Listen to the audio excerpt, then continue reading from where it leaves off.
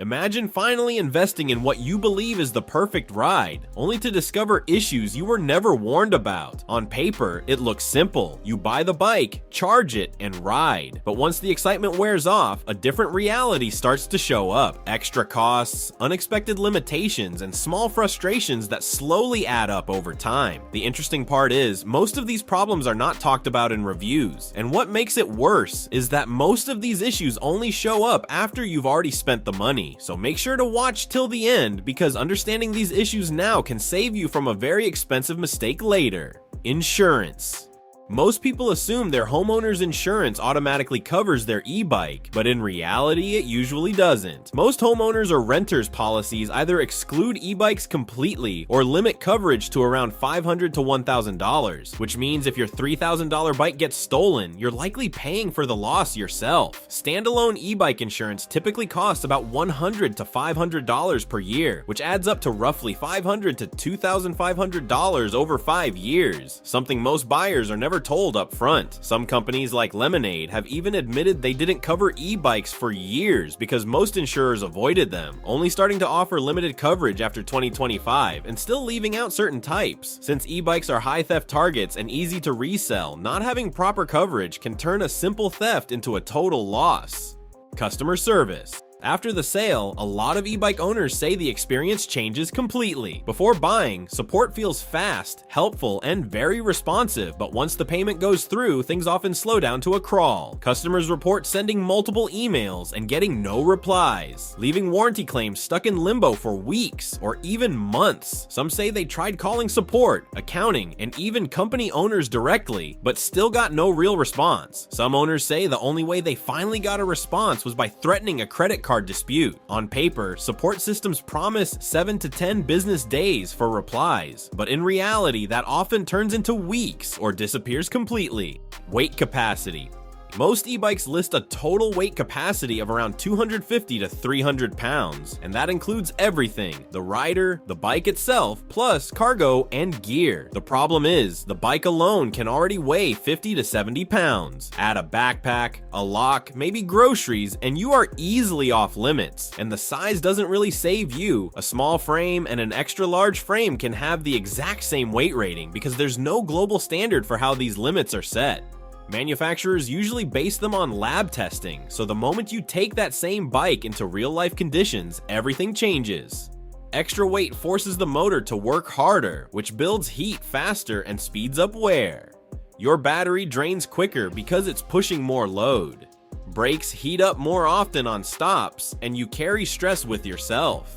Assembly fees. A lot of first-time e-bike buyers get surprised the moment they try to actually get their bike ready to ride. Online, the price might look like $1,200, but once it arrives, the shop suddenly tells you assembly alone can cost anywhere from $150 to $260. Regular bike assembly usually sits around $75 to $150, but e-bikes are more complicated. On top of that, some mobile services like Velofix charge around $229 just to come to your home, plus extra fees like environmental charges or delivery costs that can add another $65 or more. Frustration comes from the feeling that these costs are hidden. For customers, it feels like a shock, especially when 90% assembled still means the front wheel isn't on, the handlebars need fitting, brakes need adjusting, and gears need tuning. Range deception. This is one of the biggest tricks in the e-bike industry. A bike might claim 80 miles of range, but in real use, you often only get around 35. According to mechanics and experienced riders, the reason for this gap is simple. Manufacturers test under perfect conditions. That usually means a light rider around 150 to 160 pounds, flat roads, and no stops. But real life is very different. Most riders are heavier, carry gear or cargo, ride in hills or wind, and even face cold weather that can reduce battery performance a lot. For example, brands like Rad Power advertise 70 to 80 miles, but independent tests often show closer to 40 to 50 miles. Trek has also shown similar gaps between claimed and actual range. At the end, they are not lying. They are just showing best case scenario numbers instead of real world performance.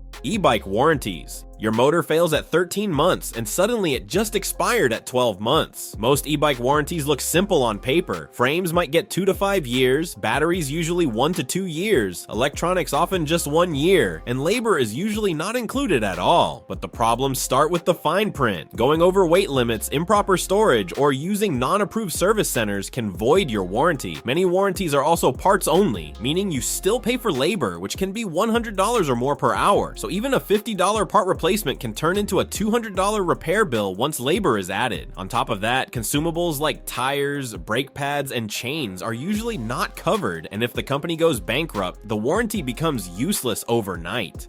Standard parts.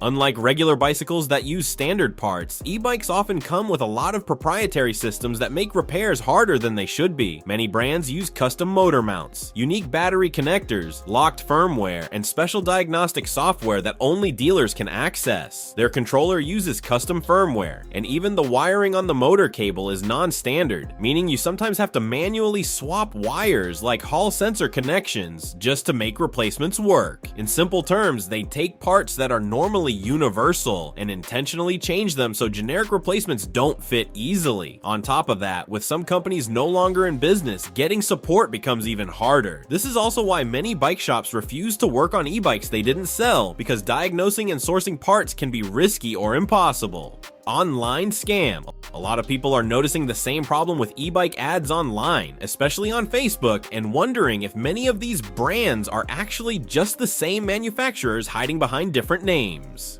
Brands like KBO, Ride One Up, Rattan, Atopia, Cityscape, Jetson, and many others keep popping up, but some of them are linked to a pattern of scam-style websites. The usual trick is simple. They steal photos from real, trusted brands, sometimes even copying from companies like Lunicycle, then build fake-looking professional websites and run ads offering unreal deals like. After people place an order, they either receive a very cheap bike or nothing at all, and then the site disappears. In one investigation, Lunicycle discovered multiple scam websites using their exact images and descriptions at the same time, showing how widespread and organized these fake listings can be. Theft reality. You lock your bike with a $100 U-lock, walk away thinking it's safe, maybe even feel a bit relieved. And in less than 10 minutes, you come back and it's just gone. E-bikes are especially targeted because they have high resale value, and even the battery alone can be worth $300 to $800 on the black market. Theft is rising every year, and recovery rates are almost zero. It turns into an arms race between locks and thieves. Basic cable locks can be cut in under 30 seconds. Even if you double up with multiple locks or chains, thieves still go for it or just take the battery instead. GPS trackers can sometimes help, but by the time a bike is found, it's often stripped down already. Insurance also doesn't always save you, since many policies require approved locks and secure storage, but don't clearly define what that means. Some studies even show that while handlebars are often damaged in accidents, batteries are one of the most commonly stolen parts, since thieves can remove them quickly.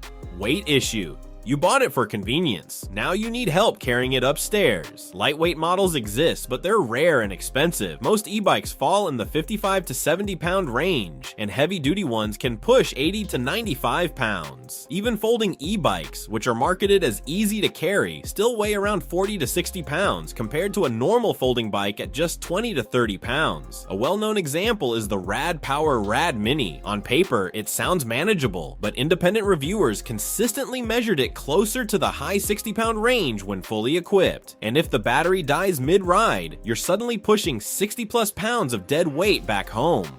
Battery replacement. This shock is one of the biggest hidden costs in e-bikes. You might pay around $2,500 for the bike, but when the battery dies, a replacement can easily cost $900 or more. In reality, entry-level 36-volt batteries with 300 to 400 watt-hours usually run between $300 and $550. Mid-range 48-volt packs with 500 to 700 watt-hours sit around $400 to $800, and premium 52-volt or higher systems can reach $700 to $1,000 $1,200 or even more, especially OEM brands like Bosch or Specialized. Most batteries last about 3 to 5 years, or roughly 500 to 1,000 charge cycles, but heavy use can cut that down to 2 to 3 years, and even sitting unused causes gradual degradation. When you break it down, a $600 battery over 4 years is about $150 per year just for energy storage before any repairs or maintenance. Brand collapse. When a company goes bankrupt, the real problem starts after the bike is already in your garage. Suddenly there are no parts, no support, and no way to fix anything, which can basically turn the bike into a dead investment. A clear example people point to is Rad Power. By December 2025, it filed for Chapter 11 bankruptcy with $73 million in debt versus $32 million in assets, plus millions owed in unpaid tariffs. So I won't drag it so long because I have already discussed in the parts section how if the company is closed, you will be done. Range limitation. This is often treated as a major drawback, but in reality, it's one of the most overstated concerns. For the vast majority of people, daily travel typically falls somewhere between 30 to 50 miles. When that's the case, having a vehicle capable of 200, 300, or even 600 miles of range doesn't provide any real practical advantage. The argument only becomes valid in very specific situations, such as frequent long-distance travel across hundreds of miles in a single trip, but scenarios like regularly driving from one side of the country to the other are extremely rare. This doesn't mean range is completely irrelevant. There are certainly cases where higher range is necessary, and for those individuals, it makes sense to prioritize it. However, those situations are the exception, not the norm. So as we've seen, not every purchase lives up to expectations. The key takeaway is simple. Do your research, understand your needs, and don't rush the decision. If you found this helpful, make sure to subscribe. And remember, the right choice today saves you from regret tomorrow.